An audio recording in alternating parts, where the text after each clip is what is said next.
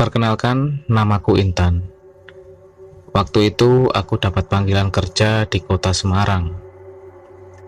Di kota Semarang ini aku tidak memiliki sanak keluarga, sedangkan aku berasal dari kota Bandung. Berangkatlah aku ke kota Semarang.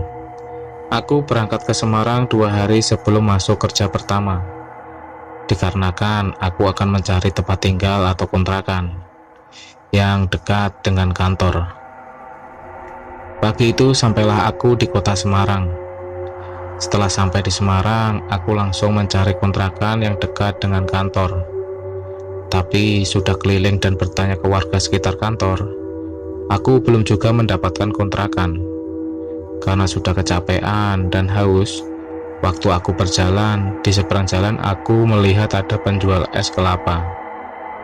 Mampirlah aku ke warung penjual es kelapa itu, hitung-hitung untuk melepas rasa capek dan haus. Di waktu aku lagi beristirahat dan menikmatin es kelapa itu, tiba-tiba HP ku berbunyi. "Halo Bu." "Halo," jawab ibu. "Gimana nak? Udah dapat kontrakan belum?" tanya ibuku. "Belum Bu, ini lagi nyari. Ini Intan lagi istirahat dulu," jawabku. Karena nggak ingin membuat ibu khawatir, aku kasih kabar ibuku kalau hari ini kalau belum dapat kontrakan, aku akan sewa hotel untuk tinggal semalam. Setelah selesai teleponan sama ibuku, di waktu aku mau bayar es kelapa, tiba-tiba penjual es kelapa itu bertanya ke aku, "Maaf Mbak, bukannya saya nguping. Tadi saya dengar mbaknya lagi cari kontrakan," tanya penjual es itu. "Iya Pak, nggak apa-apa." "Iya nih Pak, saya lagi cari kontrakan di daerah sini," jawabku. "Maaf nih Mbak, kalau boleh tahu dan saya bantu, saya punya kenalan orang yang biasa cariin kontrakan," tanya penjual es itu.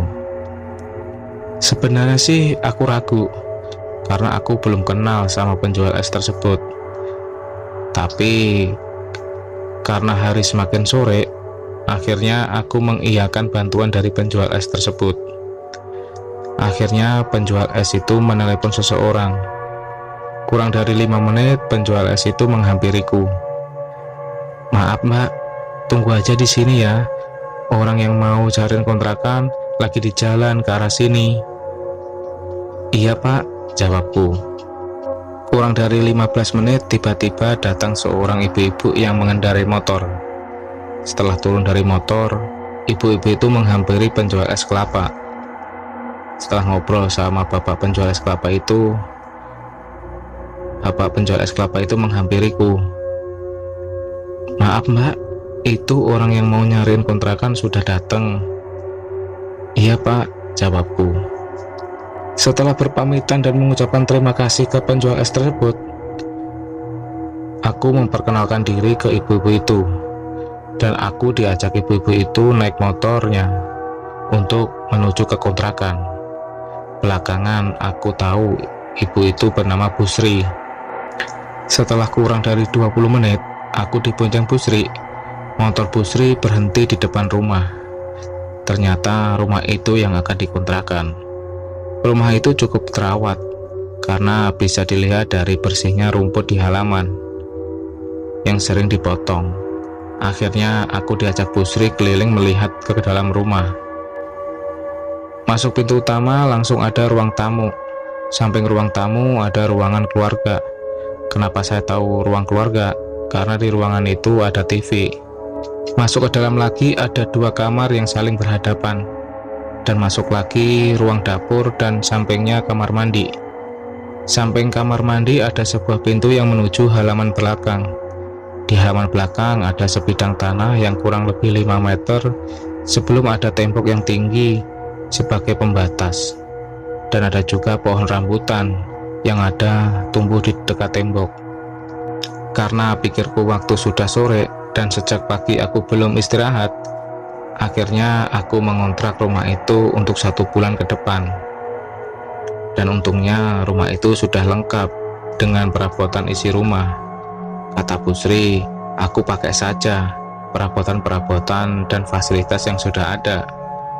Dan Bu Sri berpesan agar merawat perabotan dan fasilitas barang tersebut. Setelah Bu Sri berpamitan pulang, aku langsung pergi ke kamar dan merapikan pakaian untuk dimasukkan ke dalam lemari. Waktu itu, aku ketiduran. Mungkin karena kecapean.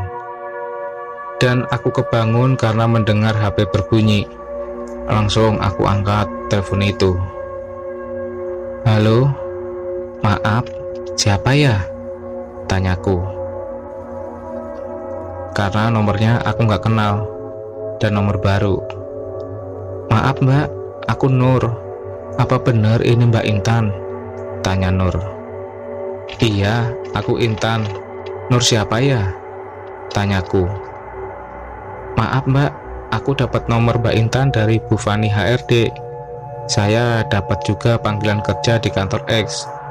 Saya ingin mengajak Mbak Intan buat bareng ke Semarang. Jawab Nur.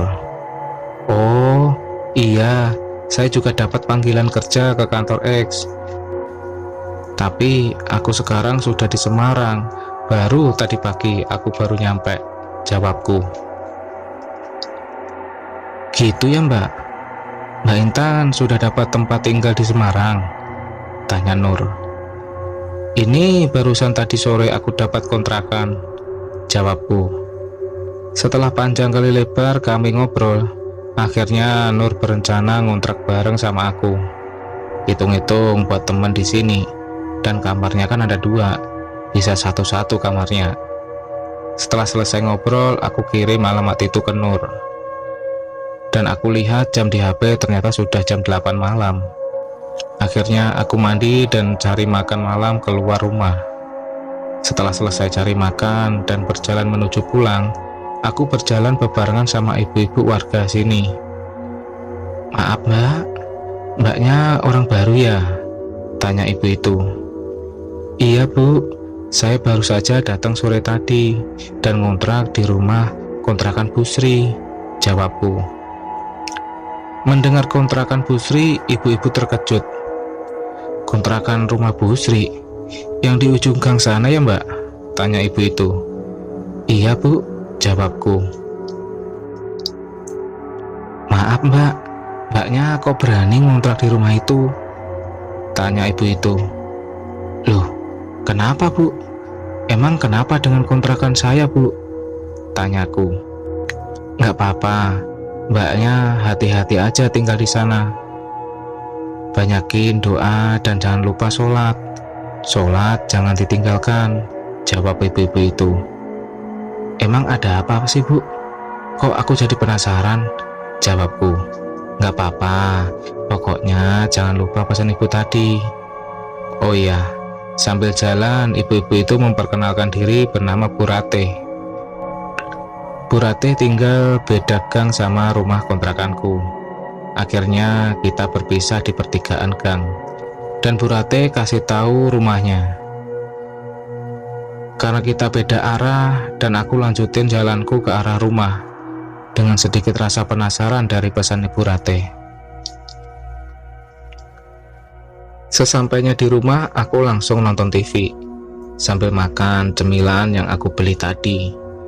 Waktu lagi nonton TV, aku mendengar sayup-sayup suara tangisan perempuan dari arah belakang. Karena penasaran, aku berjalan ke arah belakang. Setelah sampai di belakang, waktu aku buka pintu, suara tangisan itu menghilang. Di situ aku masih berpikir positif. Pikirku itu suara tangisan tetangga yang lagi ribut sama suami atau pacarnya. Setelah balik lagi ke ruang TV, suara tangisan itu muncul lagi dari arah belakang.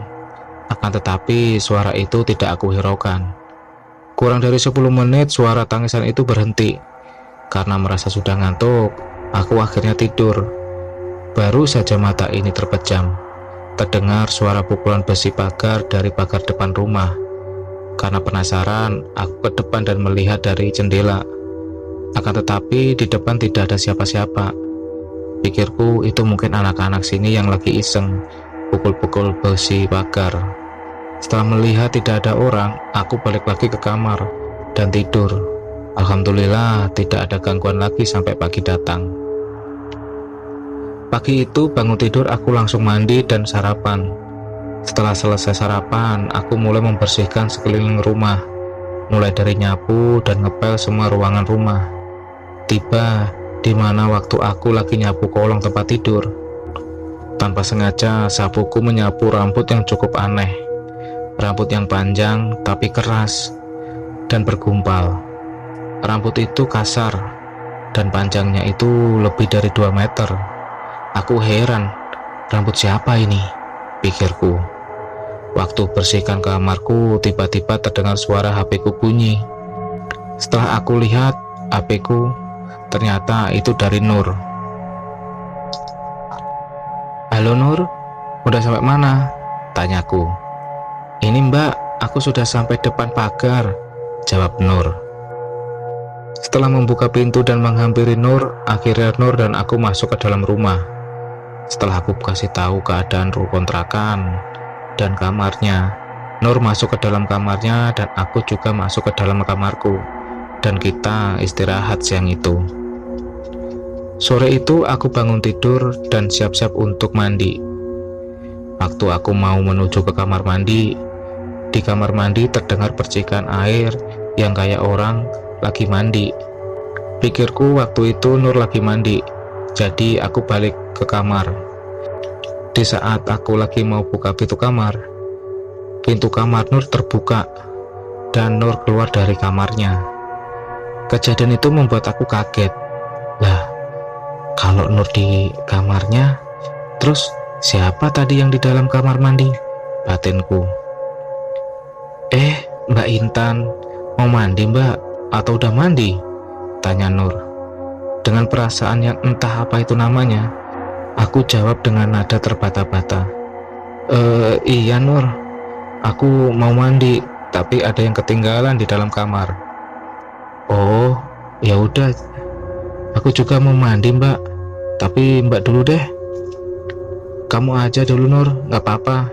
Kayaknya aku masih lama di kamar." "Gitu ya Mbak? Ya udah, aku duluan ya Mbak?" tanya Nur. "Iya Nur," jawabku. Nur berjalan menuju ke kamar mandi. Karena penasaran, aku ikutin dia dari belakang. Setelah sampai kamar mandi dan pintu terbuka, alangkah terkejutnya aku. Aku melihat kamar mandi itu kering, tidak ada bekas air orang yang lagi habis mandi. Melihat itu, aku berlari menuju ke kamarku. Di dalam kamar, aku terus berpikir, siapa yang di kamar mandi tadi? Jelas-jelas tadi ada orang yang lagi mandi.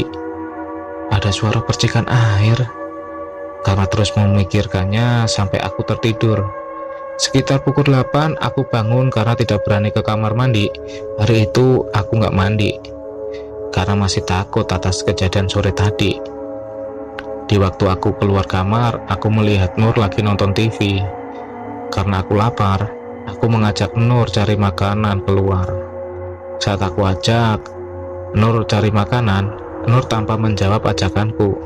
Dia cuma mengikutiku dari belakang. Di jalan, Nur ini cukup aneh. Karena setiap aku ajak ngobrol, Nur tidak pernah menjawab. Jawabannya dia itu cuma senyuman doang. Wajah Nur juga kelihatan pucat. Pikirku waktu itu Nur lagi sakit atau kecapean karena baru datang tadi pagi. Sampailah kita di tempat jualan makanan. Aku memesan 2 porsi ayam penyet dan 2 gelas minuman. Waktu aku lagi makan bersama Nur, orang-orang di sekelilingku ini kelihatan aneh karena selalu memperhatikanku dan seolah-olah lagi ngomongin aku, dan ada yang salah di aku. Karena dilihatin, aku jadi risih. Aku mempercepat makanku dan cepat meninggalkan tempat makan itu. Tapi di waktu aku mau bayar, seorang penjual bertanya ke aku, "Mbak, dari tadi saya perhatikan mbaknya kok ngobrol sendirian ya? Emang lagi ngobrol sama siapa sih Mbak?" tanya penjual itu. "Enggak kok Mas, kata siapa aku sendiri. Itu aku lagi makan sama temanku sambil nunjuk ke arah bangku tempat aku makan tadi bareng Nur. Tapi terkejutnya aku, di sana Nur sudah tidak ada. Tapi pikirku Nur sudah keluar. Dia lagi nunggu di luar. Setelah selesai membayar, aku pergi keluar. Tapi di sana aku tidak menemui Nur. Pikirku lagi, apa dia sudah pulang duluan ya? Karena aku lihat sekeliling tidak ada Nur, aku putuskan pulang ke kontrakan. Setibanya di kontrakan, aku melihat Nur lagi nonton TV. Aku langsung tegur Nur, kenapa ninggalin aku tadi di tempat makan? Mendengar teguranku, Nur bilang, dia nggak kemana-mana kok. Katanya dari tadi dia di rumah, belum keluar. Ini dia baru keluar dari kamar, langsung nonton TV, kata Nur. Mendengar penjelasan Nur, aku terkaget, serta bulu kuduku berdiri. Nah, terus yang menemaniku waktu beli makan tadi siapa? Pikirku. Melihat kejadian tadi membuat aku ketakutan, sampai-sampai badan ini menggigil karena saking takutnya. Di situ aku menceritakan kejadian-kejadian yang aneh yang aku alami ke Nur. Di saat aku cerita, Nur malah jadi ketakutan, dan kami berdua putuskan untuk tidur bareng hari ini di satu kamar. Karena kami takut untuk tidur di kamar masing-masing. Saat kami tidur, sekitar pukul 2, aku kebangun karena pengen buang air kecil. Karena aku takut ke kamar mandi sendiri, aku bangunin Nur yang lagi masih tidur. Akhirnya Nur bangun dan mengantarkan aku ke kamar kecil. Di saat aku sudah selesai buang air kecil, mau balik lagi ke kamar, tiba-tiba terdengar suara ketukan dari arah pintu kamar mandi yang mengarah ke halaman belakang. Ketukan itu berbunyi 3 kali. Tok, tok, tok, tok, tok, tok, tok, tok, tok. Sebenarnya kami takut untuk membuka pintu itu. Akan tetapi rasa penasaranku lebih kuat daripada rasa ketakutanku. Pelan-pelan aku melangkah menuju pintu itu, dan suara ketukan itu masih ada. Saat aku buka pintu itu, tidak ada siapa-siapa di luar sana. Melihat itu, aku langsung tutup lagi pintu dan lari sama Nur balik lagi ke kamar. Di dalam kamar, kami berdua tidak bisa tidur lagi, hanya saling tatap-tatapan karena terlalu takutnya. Tiba-tiba dari arah jendela terdengar suara seperti cakaran kuku ke kaca. Suara cakaran itu membuat jadi ngilu didengarnya. Di situ kami berdua saling berhimpitan. Karena ketakutan, kami tidak berani melihat ke arah jendela. Muka kami tutupi pakai selimut. Di situ kami melafalkan bacaan surat-surat yang kami tahu. Akhirnya beberapa menit kemudian suara itu berhenti. Kami masih menutup muka kami pakai selimut karena tidak berani membuka. Entah siapa yang mengawali tidur. Akhirnya kami tertidur dengan rasa ketakutan. Pagi itu aku kebangun melihat jam di HP sudah jam 6 pagi. Aku membangunkan Nur dan siap-siap untuk kerja. Di hari pertama masuk kantor. Hari itu kami melakukan kegiatan kerja selayaknya orang bekerja di kantor. Sore itu sebelum pulang, aku disuruh menghadap HRD dulu. Jadi aku kasih kabar ke Nur kalau aku gak bisa pulang bareng sama dia. Karena aku ntar pulang kerja disuruh ke ruangan HRD. Jadi aku suruh Nur untuk pulang duluan ke kontrakan. Di saat aku sudah selesai dengan urusan kantor, aku balik ke kontrakan. Sekitar habis maghrib, aku sampai di kontrakan. Tapi aku melihat kontrakan kok sepi, dan lampu rumah pun belum dinyalakan, masih gelap. Di saat aku buka pintu, dan ternyata pintu juga nggak dikunci. Jadi aku masuk ke dalam kontrakan, menerjang gelapnya ruang untuk mencari stok kontak lampu. Setelah lampu menyala, Sungguh terkejutnya aku. Aku melihat Nur terkapar di depan kamar. Melihat itu, aku langsung nyamperin Nur. Ternyata Nur pingsan. Melihat Nur pingsan, segera aku ambil minyak kayu putih buat diolesin di hidungnya. Tak seberapa kemudian Nur siuman. Aku ajak dia ke kamar, dan setelah kebaikan, aku bertanya sama Nur apa yang terjadi. Nur menceritakan apa yang dialaminya. Katanya, waktu Nur sampai kontrakan, setelah masuk, baru mau buka pintu kamar, dia mendengar dari kamar mandi, dia mendengar ada orang yang lagi mandi. Tapi setelah dicek dan dilihat, tidak ada siapa-siapa. Airnya pun juga kering. Karena takut melihat itu, Nur balik lagi ke kamar. Tapi waktu mau buka pintu, dia menengok ke arah kamar mandi. Di depan kamar mandi terlihat sesosok perempuan yang menyeramkan.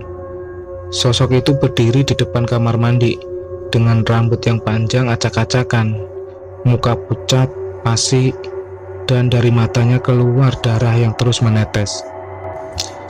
Kuku-kuku tangan yang panjang serta berpakaian serba putih, panjang sedikit kotor dengan tanah. Sosok itu senyum ke arah Nur.